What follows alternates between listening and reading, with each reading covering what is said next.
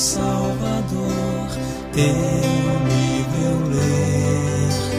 Meus olhos vêm abrir, pois quero ver da mera letra além a ti, Senhor. Eu venho a ti, Jesus, meu Redentor. À beira-mar, Jesus, partiste o pão, satisfazendo ali a multidão. Davi do pão és tu, vem, pois assim satisfazer, Senhor, a mim.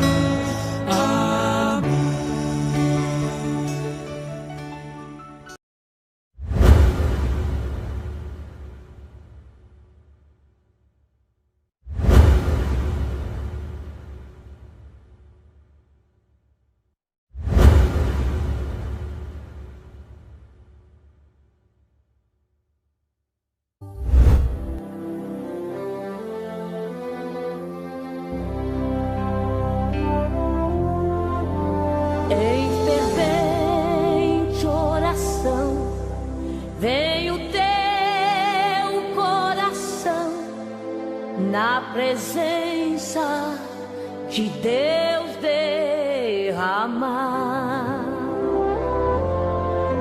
mas só podes fluir o que estás a pedir quando deixares no altar. Quando tudo perante o Senhor estiver e tanto teu ser Ele controlar,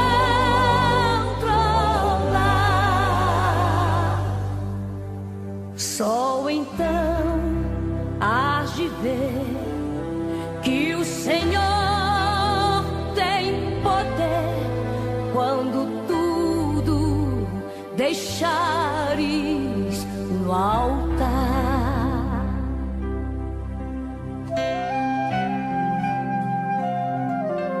Bom dia, na paz do Senhor Jesus. Nós agora vamos estar orando e também agradecendo, não é? Porque, de fato, os pedidos de oração estão aí, mas a irmã Jacqueline Souza, ela agradece porque Deus estendeu as mãos e ela está vitoriosa. Ontem ela me mandou uma mensagem, hoje, Jacqueline, graças a Deus, as mãos do Pai que sempre ouve as nossas orações, né, queridos? Mas agora nós vamos estar orando pelo nosso caderno de oração que vocês assistiram à entrada aí, entregando as mãos do Senhor. Todos aqueles pedidos que ainda estão lá, a Jacqueline já foi abençoada, mas muitos ainda estão aguardando o mover das mãos de Deus. E o nosso Deus sempre tem respostas, né? Nós temos que ter a paciência, como lá o 18 de Lucas, o dever de orar sempre e nunca desfalecer. Amém, queridos? Vamos orar. Pai Celeste, obrigado, Pai, por tudo que o Senhor tem nos concedido, e agora nessa escola que vamos estar ministrando a Tua Palavra, pedindo a Tua graça, Pai, e esse nosso caderno de oração, todos os pedidos que estão aí, Senhor, nós te apresentamos pedindo a Tua intervenção, a Tua resposta, Pai, a Tua ajuda, o Teu socorro, a cura para os enfermos, a solução para os problemas, ó Deus. Entregamos a nossa nação brasileira nas Tuas mãos, pedindo, Senhor, que as Tuas mãos sobre esta nação, sobre os dirigentes dessa nação, sobretudo sobre a Tua igreja, Pai. Ela tem a missão de Te apresentar como Senhor, e de fato essa é a nossa missão, e pregar o Evangelho e mostrar que o Deus de sempre está vivo, como sempre, atuando, e que veio buscar e salvar o perdido. Dá-nos esta graça, Pai. Agora te peço, ser conosco nessa escola, que possamos de fato, Deus, ser o Teu instrumento. Assim eu oro agradecido em nome de Jesus e para a glória do Senhor Jesus. Amém e amém. Amados, Você vai abrir agora o seu cantor cristão no 545 e vamos adorar o Senhor. Amém?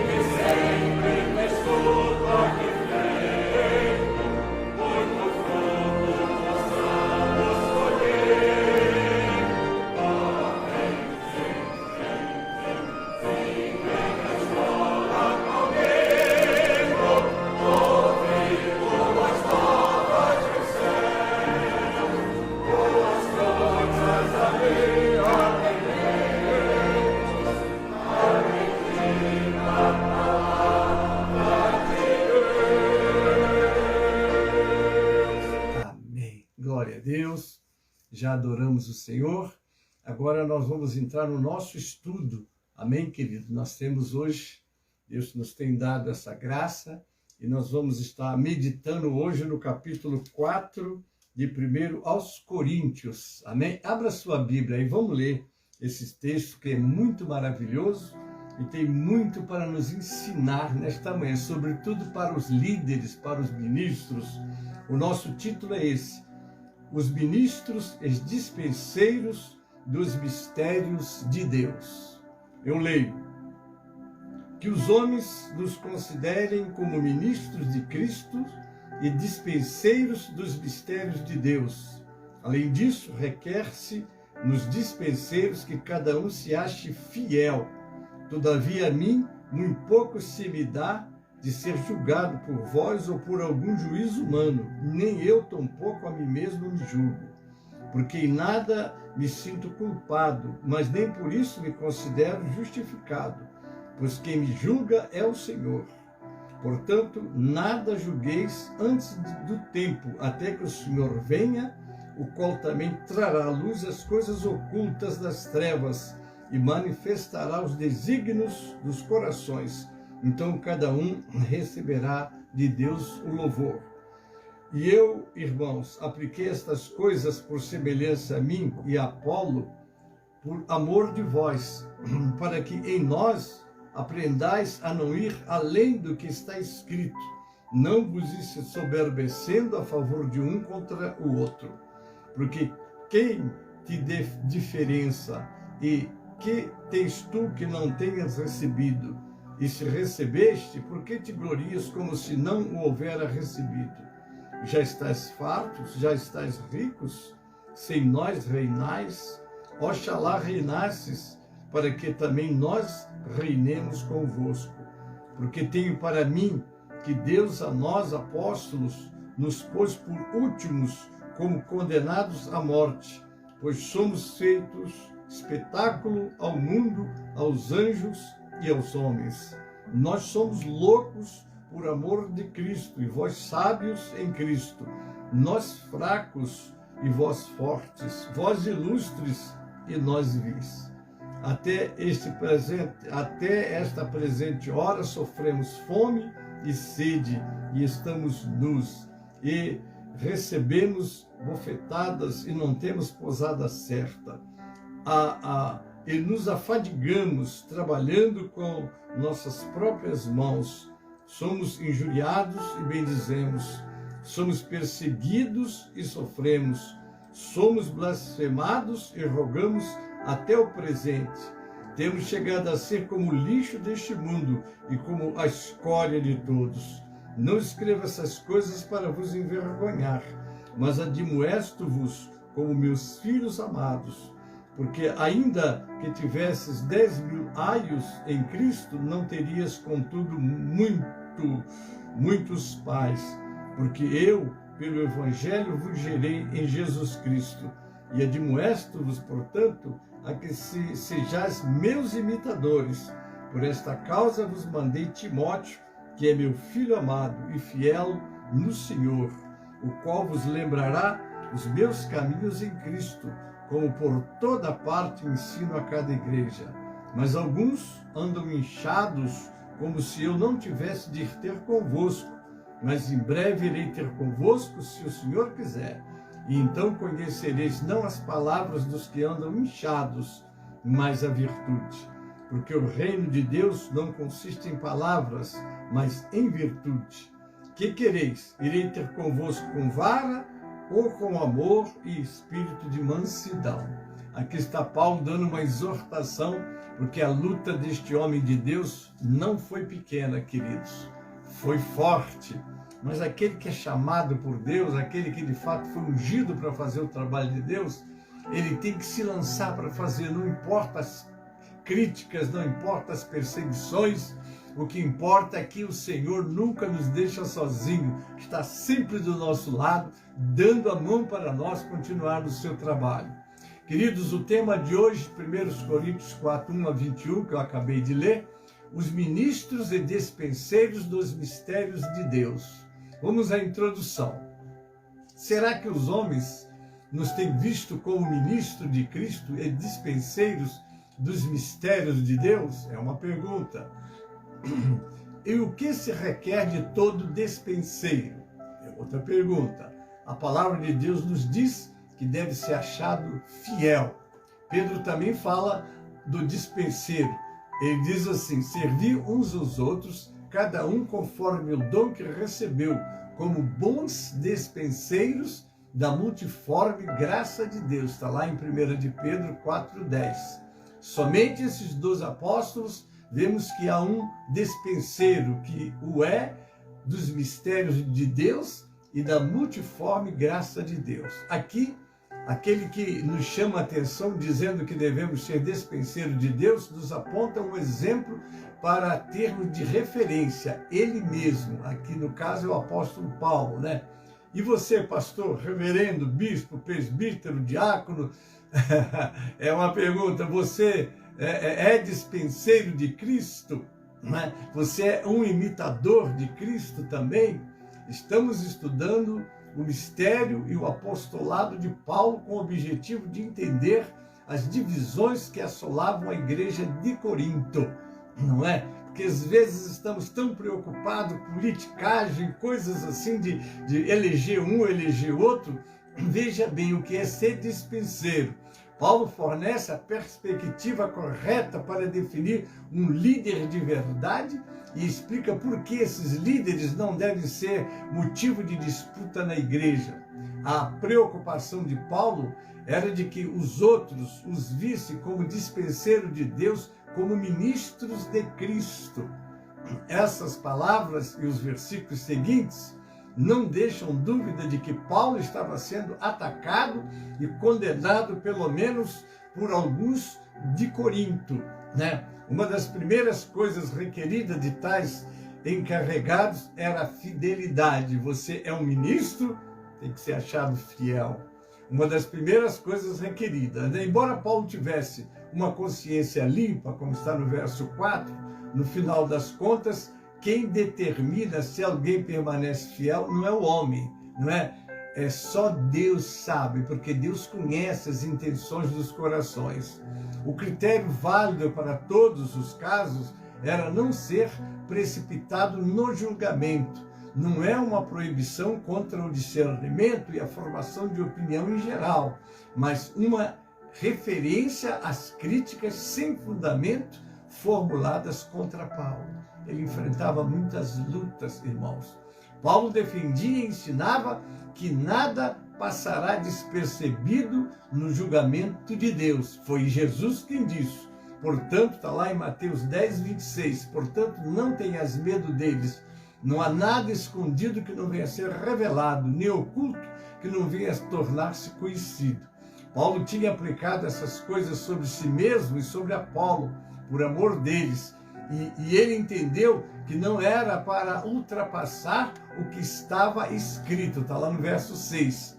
Talvez Paulo esteja citando um provérbio popular semelhante a jogar conforme as regras, ou exortando os coríntios a viver de acordo com os princípios bíblicos.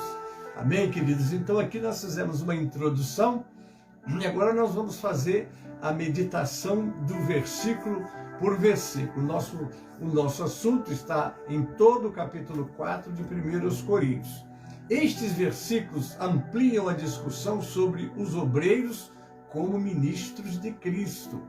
A primeira epístola aos Coríntios, 4, 1 a 5, afirma que os chamados ministros de Cristo também são considerados despenseiros ou administradores a quem foi confiada uma responsabilidade. Irmãos, a palavra de Deus em Tiago foi muito objetivo quando diz: não queirais ser mestres, porque receberemos mais duro juízo. A responsabilidade é muito grande, pesa sobre os nossos ombros. Nós estamos tratando das coisas de Deus. Nós não somos ministro do STF, nem ministro de outro serviço, ministros de Deus, queridos. A responsabilidade é muito grande, porque Deus exige do seu ministro fidelidade, santidade, trabalho, não é? Então, nós temos que lutar para fazer as coisas segundo determina a palavra do Senhor. Nós estamos tratando de almas pelas quais o Senhor deu a vida dele, e ele quer que elas sejam preparadas para ir morar na eternidade com ele. Amém, querido? Vamos lá, 4.1. Os ministros não tinham uma posição especial, ao contrário dos dispenseiros. Vamos aprender dentro da cultura o que era o dispenseiro. O dispenseiro era um escravo que administrava todas as questões relacionadas à família de seu senhor. Embora ele mesmo não tivesse nada, compare o testemunho da igreja do primeiro século, que está lá em Atos 4:32. Ali nós temos o modelo de igreja, porque tem que estar de acordo com a palavra. Amém? Por exemplo, vamos voltar no tempo. José ocupava essa posição na casa de Potifar, está lá em Gênesis 39, do verso 2 ao 19. Como dispenseiro, os cristãos administram a mensagem e o ministério que Deus lhes confiou. José cuidava de tudo, Potifar colocou tudo nas mãos dele, não sabia nem o que tinha, mas ele não deixava de ser escravo, ele estava apenas administrando bens que era do seu senhor. É o nosso caso.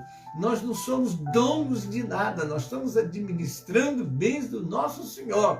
E Ele um dia vai nos chamar, eu, Gênesis, tenho consciência disso, não é? Daqui a pouco eu estou na presença de Deus, vou ter que prestar contas de tudo que faço. Daí a necessidade de fazer com fidelidade, com lisura, não é? Sabendo que eu estou tratando de coisas preciosas, são almas. Ensinar o caminho, ensinar a verdade, não procurar trazer coisas do meu pensamento ou do pensamento dos outros, mas sempre buscar a instrução que está aqui neste livro sagrado, a palavra de Deus, porque é dela que vem as instruções para que o povo seja orientado como está lá em Oséias 4:6, o meu povo está sendo destruído porque eles faltam conhecimento. Aí o verso seguinte diz assim: é de vocês, sacerdotes, que eu vou cobrar, porque o seu dever é ensiná-los, é prepará-los para viver uma vida de modo que eles não se percam diante de tantas armadilhas e conceitos e preconceitos que esse mundo tem. Vamos lá, do verso 2 ao 5. Cada um receberá de Deus louvor. Não é? O dispenseiro não deveria preocupar-se com a avaliação daqueles à sua volta, nem mesmo avaliar a si mesmo. Ele precisava somente agradar ao Senhor. A quem que nós estamos agradando, queridos? Eu, quando vi Saul ser reprovado por Deus, não é? Porque o que acontece? O Senhor tinha dado uma ordem a ele, ele não cumpriu, depois ele confessou que ele quis fazer a vontade do povo, ele quis agradar o povo, foi rejeitado, não é? Eu, quando leio aqui segundo Timóteo 4, porque virá um tempo que não suportarão a sã doutrina e vão querer ajuntar para si doutores conforme as suas próprias concupiscências, desviando os ouvidos da verdade e acreditando nas fábulas. Então, queridos, muitas pessoas decidem: eu quero um pastor da maneira que eu quero, que eu acho. Não, senhor, pastor primeiro não é você que coloca na igreja, é o Senhor. E ele tem uma responsabilidade e precisa agradar a Deus em tudo que ensina.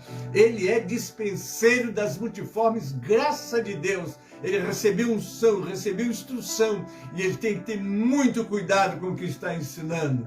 Está aí, de igual modo, embora os cristãos possam beneficiar-se de avaliações construtivas de seus irmãos cristãos, seu supremo juiz é o próprio Senhor. Uma vez que Deus é o juiz, devemos ter cuidado para não fazermos uma avaliação dos outros antes do tempo.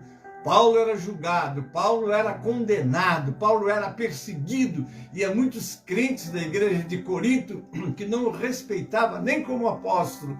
Daí ele traz essa instrução para eles, que serve também para nós. Vamos lá do verso 6 ao 13. Paulo repreendeu os coríntios por causa do orgulho deles. Ele fez com que se lembrassem de que eles se gloriavam dos dons que Deus generosamente havia lhes distribuído, está no 7:8. Então, quase de um modo sarcástico, o apóstolo comparou a grandeza deles como a atitude servil de apoio e dele mesmo. Ele era o instrumento de Deus que trouxe instruções e eles se beneficiaram. E agora que eles estavam abençoados, ao invés de orar, amar o seu apóstolo, o seu dirigente, né, eles começaram a fazer divisões e criar política dentro da igreja. E o apóstolo vinha e corrigia, porque ele o fazia com amor. Os homens que eles exaltavam a ponto de causar divisões na igreja, está lá, nós já estudamos 1 Coríntios 1 de 11 a 17, viam-se como servos necessitados de Deus, verso 10 a 13. Agora o 4, 6 e 7, o termo grego matano, traduzido, matanó, né, é uma palavra grega, traduzido por aprendais, está relacionado à palavra, né, traduzido para discípulos em Mateus 28, 19. Implica o uso de uma habilidade e não apenas de conhecimento. Os coríntios sabiam que era humildade, por isso Paulo pediu que eles fossem humildes. Eles sabiam que era humildade. Então é dever do líder está instruindo. As pessoas às vezes não estão nem te aceitando, mas você tem que aceitá-los, ajudá-los, colocar nos ombros, carregar como ovelha que precisa de ser tratada. Para os gregos, a humildade era um defeito, uma característica de escravos. Para os cristãos, no entanto, ela exemplifica a atitude de Cristo. Aí nós vamos lá para Filipenses 2, 5 a 8, quando Paulo também vai dar um conselho aos filipenses, de sorte que haja em vós o mesmo sentimento que houve também em Cristo Jesus, que sendo em forma de Deus, não teve por usurpação ser igual a Deus, mas esvaziou-se a si mesmo, tomando a forma de servo, fazendo-se semelhante aos homens, e achado na forma de homem, humilhou-se a si mesmo, sendo obediente até a morte e morte de cruz.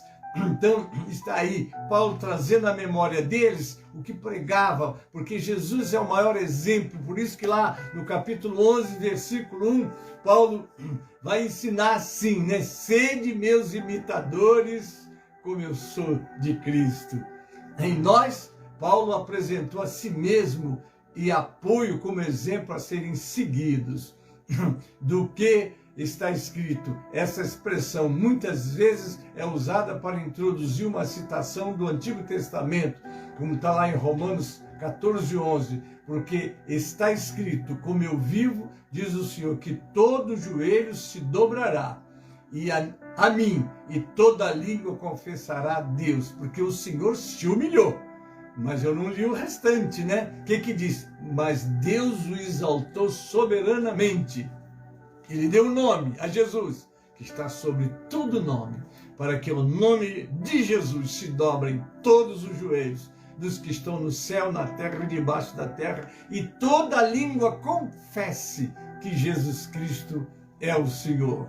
Paulo estava exortando os coríntios a não irem além dos ensinamentos das Escrituras. Então eles evitariam o orgulho e as dissensões que estavam dividindo a igreja, porque as dissensões dividem.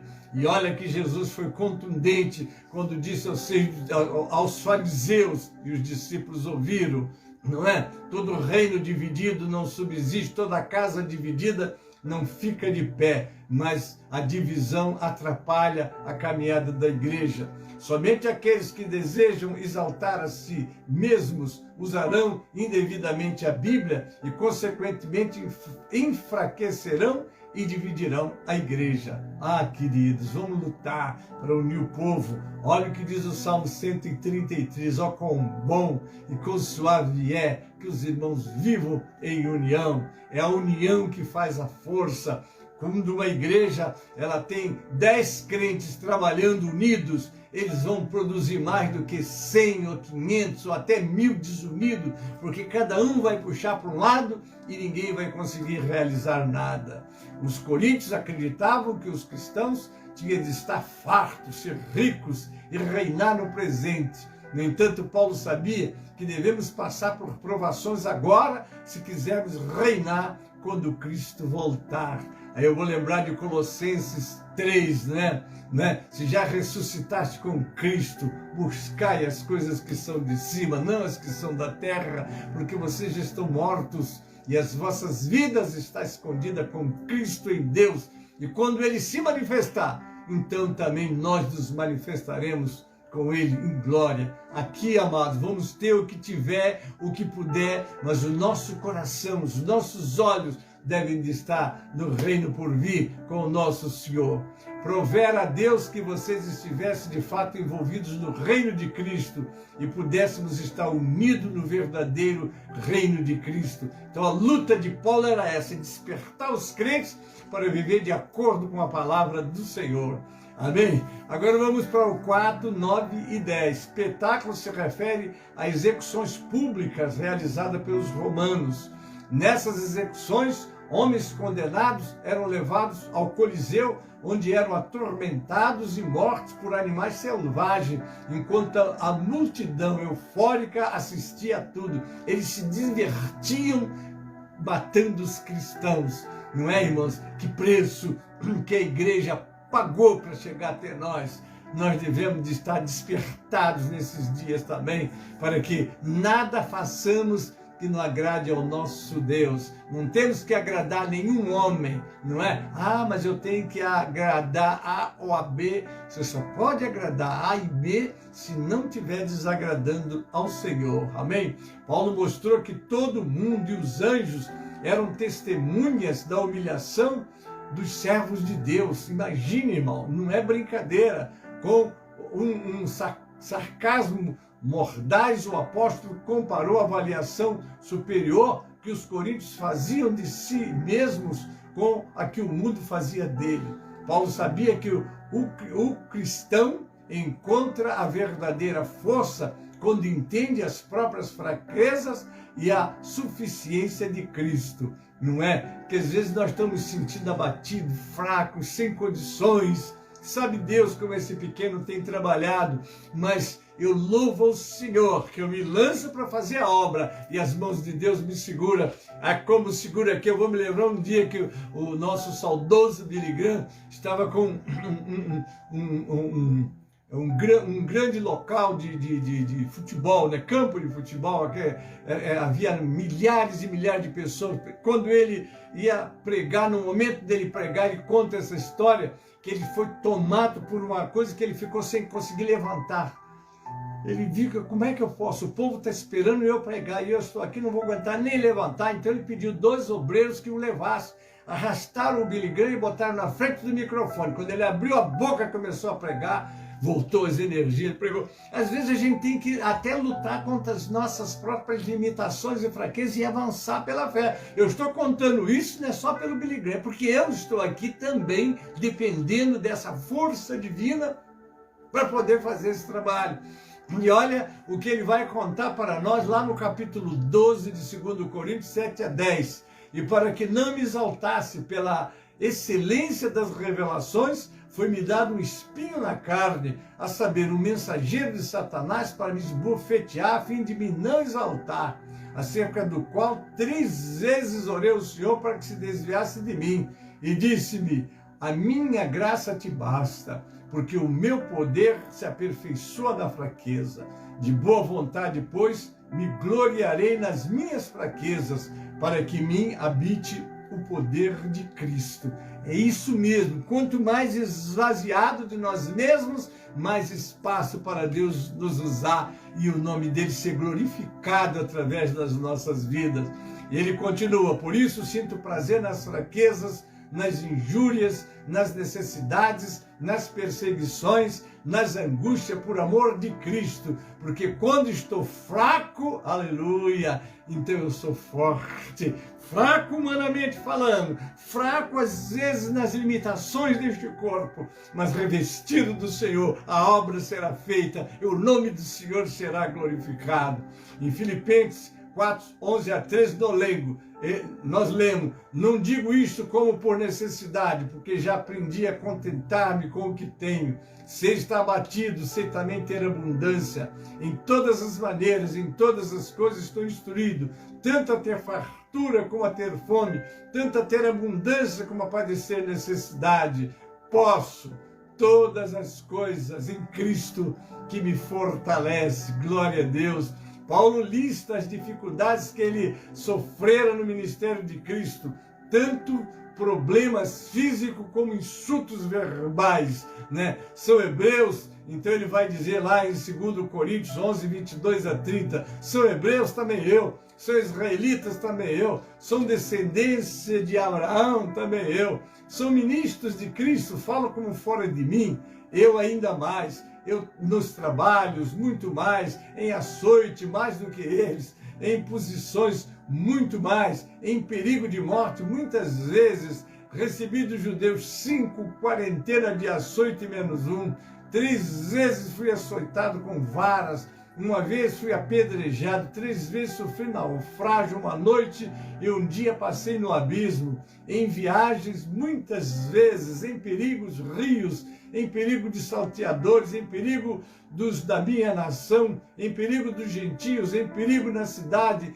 em perigo no deserto, em perigo no mar, em perigo entre os falsos irmãos, em trabalhos, em fadiga, em vigília, muitas vezes, em fome, sede, em jejum, muitas vezes, em frio e nudez.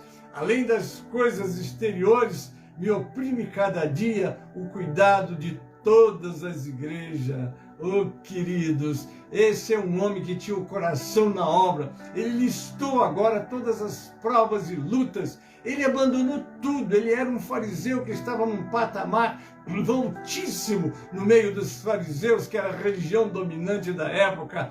Ele abandonou tudo para sofrer por Jesus. Daí a necessidade de nós termos os nossos olhos no Senhor. As provas vêm, as lutas vêm, as dificuldades vêm, mas o servo de Deus vai ficar como a palmeira. A palmeira, alguém diz com muita razão, a palmeira do deserto, quando o vento forte bate, ela está em pé, ela dobra, vai até o chão. Você, se ela quebrou, quando o vento passa, ela fica em pé. Isso que Deus espera de você e de mim. E é nas grandes provas que você vai mostrar que você prega e vive o que prega, porque é nas provas que se revelam os verdadeiros dispenseiros da multiforme graça de Deus, queridos. Quem enfraquece, que eu também não enfraqueça. Quem se escandaliza, que eu me não abrase. Se convém gloriar-me. Então Paulo abre o coração e fala. Agora vamos para o verso 14. Embora os coríntios provavelmente tivessem vergonha de sua conduta, o objetivo de Paulo, quando escreveu, era advertir-lhes sobre as sérias consequências de seus atos. A expressão como meus filhos amados enfatiza a responsabilidade que os pais têm de aplicar a disciplina correta com amor. Não é? Paulo passava muita prova, por isso eu digo para vocês, ele disse no fim da carreira, combati o bom combate, completei a carreira e guardei a fé. Agora, completa ele, só me resta a coroa da justiça que o justo juiz me dará naquele dia. Ele completa mais ainda, e não somente a mim, mas a todos que amarem a sua vida. Queridos, vamos pedir forças a Deus. Os dias são maus, enfrentamos muitas pelejas e lutas, mas nós temos um Senhor que é por nós. E se Deus é por nós, quem será contra nós? Ainda o verso 15. Aos pais, Paulo usou esses dois termos para fazer a distinção entre seu papel e o dos mestres coríntios, escravos que cuidavam dos filhos do seu senhor, é o chamado aio, né? O apóstolo era o líder espiritual dos coríntios e era dele a responsabilidade final por eles e o direito de ordenar que seguisse o seu exemplo. Vamos para o verso 16. Paulo incentiva seus leitores a serem seus imitadores enquanto ele seguia a Cristo, como está em 1 Coríntios 11:1. Sede meus imitadores como eu sou de Cristo. A palavra se refere ao modo como um aluno imitaria um professor, ou o modo como um ator desempenharia o seu papel. 4:17. Por alguma razão, Paulo não pôde ir de imediato a Corinto, mas confiava em Timóteo para ensinar devidamente aos coríntios. Timóteo já estava fazendo o que o apóstolo esperava que seus leitores começassem a pôr em prática, seguir o bom exemplo de Paulo. É muito lindo, né? Você trabalhar, ver os teus obreiros depois seguindo aquele propósito, fazendo a obra de Deus com a mesma lisura, né? Com a mesma dedicação, com o mesmo amor. É preciso que o nosso coração esteja na obra de Deus, porque não tem nada que vai nos mover. Estamos aqui, mas não somos daqui, não é? Louvado seja o nome do Senhor. Alguns coríntios, provavelmente, os preceptores que causaram dissensões, está no verso 15, agiam como se Paulo nunca mais fosse voltar para exigir explicações para as ações deles. Inchados, tais pessoas eram convencidas e propensas à jactância, né? Misericórdia! Nesse contexto, o reino de Deus não se refere ao reino futuro de Cristo, mas ao domínio presente de Cristo no coração dos seus servos. Amém, queridos? Essa realidade era garantia de que Paulo teria poder para expor e disciplinar aqueles que atribulavam a igreja de Corinto. Ó, irmãos, tem sempre os maus obreiros, aqueles que querem aproveitar a oportunidade para se apresentar, querem se gloriar, querem tomar posições que Deus não colocou. Misericórdia! Fica na posição que Deus te colocou. É Ele que exalta. O homem não pode se exaltar. Aquele que se exaltar será humilhado. É Deus quem levanta o obreiro. E o obreiro que Deus levanta é aquele que está despreocupado com posição. Ele não reclama posição, ele quer trabalhar. O Senhor procura aqueles que querem trabalhar, aqueles que querem posição, aqueles que querem liderança. Fuja deles, não serão bons líderes, porque os bons líderes, eles apenas querem servir. No reino de Deus, foi o que Jesus disse para os seus discípulos quando eles discutiam quem é o maior, não é? Quem é o maior? Oh, Senhor, o que vocês estão discutindo? Nós queremos saber quem é o maior. Ele disse assim, vocês estão tudo errado. Lá os ímpios, eles têm lá os seus líderes, né? Mas aqui, quem quiser ser o maior, seja o servo de todos. Olha os olhos de Deus como vê. Às vezes você está preocupado quando alguém está se lutando, está se exibindo, e você está vendo. Deixa nas mãos de Deus, trabalhe. Não pare de trabalhar, porque quem está vendo e valorizando o seu trabalho é o próprio Deus. Ele sabe o seu valor e jamais vai te dispensar. Irmãos, é uma coisa muito linda. Esse é o Deus que nós servimos. Agora já vamos para a conclusão, né? Paulo usa neste versículo 4:21 a palavra grega para vara, usada por Lucas para descrever o instrumento utilizado para espancar Paulo e Silas.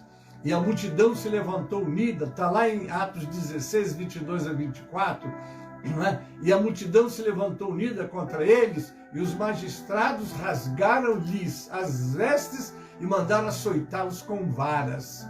E havendo-lhes dado muitos açoites, os lançaram na prisão, mandando ao carcereiro que os guardasse com segurança, o qual, tendo recebido tal ordem, os lançou no cárcere interior e lhes assegurou os pés no tronco. Que coisa, né? Para fazer a obra de Deus você tem que estar preparado, sofrer. Aí você diz assim, mas meu Deus, pastor, o senhor está desanimando os candidatos a pastores aqui da igreja? Não estou te desanimando, não.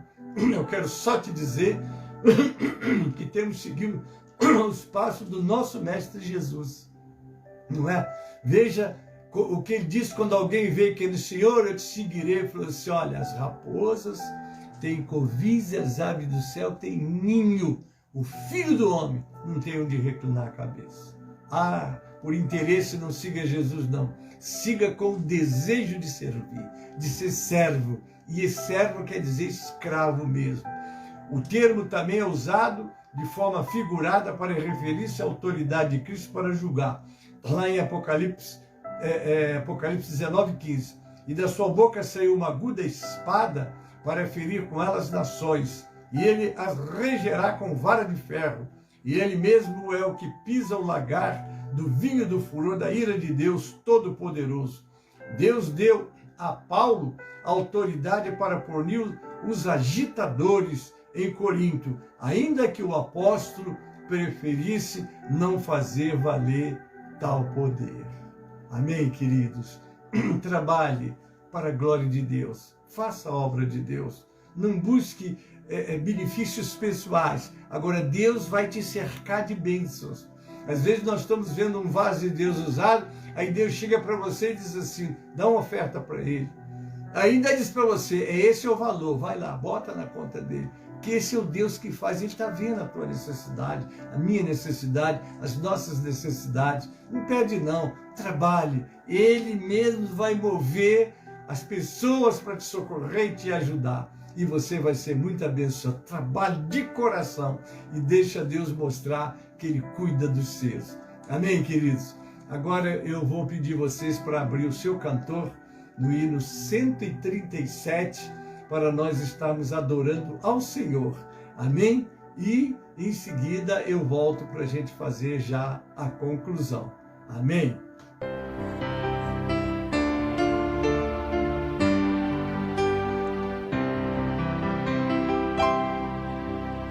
Enquanto o Salvador teu livro ler, meus olhos vêm abrir, pois quero ver da mera letra além a ti, Senhor.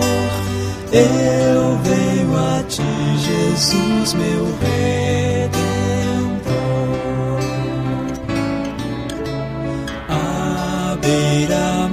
Jesus, partiste o pão, satisfazendo ali a multidão.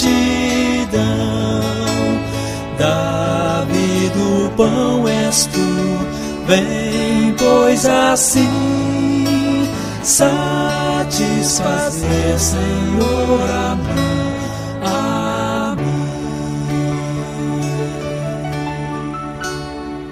Enquanto, ó Salvador, teu livro eu ler, meus olhos vêm abrir, pois quero ver da mera letra lei a ti, Senhor. Eu venho a ti, Jesus, meu Redentor. À beira-mar, Jesus, partiste o pão, satisfazendo ali a multidão.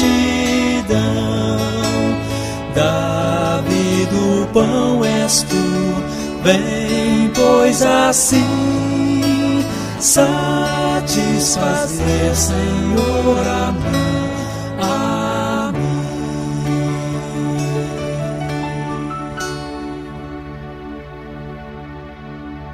Glória a Deus. Amém. Graças a Deus. Bendito é o nome do Senhor.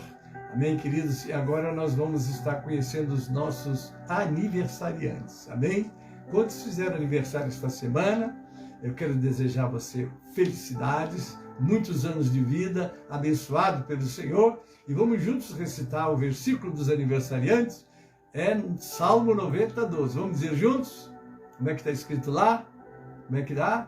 Ensina-nos a contar os nossos dias de tal maneira que alcancemos corações sábios. Amém, queridos? Que Deus te abençoe, que Deus te dê muitos anos de vida e que nós possamos desfrutar junto com todos, né, a alegria de servirmos a um Deus vivo, um Deus presente nas nossas vidas. Amém, queridos? Muito bem, agora nós vamos estar orando. Quero lembrar vocês que logo mais, às 18 horas, lá de Mogi Guaçu, nós vamos estar apresentando o nosso aniversário da igreja, né? Que ontem nós tivemos o primeiro culto, né, do aniversário, e hoje nós estamos já tendo o dia conclusivo e você vai estar participando conosco, se desejar, e vai ser bem-vindo. Mas não deixe o seu culto. Mas eu quero lembrar, né, que ao meio-dia nós temos o clamor do meio-dia. Amém? E 18 horas nós temos o clamor das 18 horas. Só que aí você tem dois cultos. Tem o nosso culto e o clamor das 18 horas. E quando for 15 para meia-noite, até meia-noite e 30, nós temos uma audiência com Deus e você, com o nosso pastor Elci Santana. Amém, querido? Deus abençoe, Deus guarde a vocês grandemente. Agora vamos orar e eu depois já estou me despedindo com a bênção apostólica e agora volto com vocês depois, né, logo mais às 18 horas, não é, com o culto, e então na segunda-feira nós estaremos com o culto do pastor José dos Santos Ferreira. Amém? Mas Deus abençoe, nós falaremos depois. Pai Celeste, te agradecemos por essa boa escola que pudemos ter, tudo que o Senhor nos permitiu instruir o teu povo, Pai. Nós te agradecemos. Colocamos nas tuas mãos os teus filhos que fizeram completar o aniversário nesta semana, Pai. Abençoe grandemente suas vidas e que eles de fato te agradeçam por cada dia, sobretudo na tua presença, Pai. Segure e abençoe todo o teu povo. Agora, Pai, abençoe todos que nos acompanharam nessa escola, aqueles que vão acompanhar depois pelos grupos. Nós já oramos entregando em tuas mãos, agradecido, em nome de Jesus e para a glória do Senhor Jesus. Amém e amém. A graça do Senhor Jesus e o amor de Deus, o nosso Pai, a comunhão e as consolações do Espírito Santo seja convosco, amados, e com todo o povo de Deus que está na terra. Amém e amém.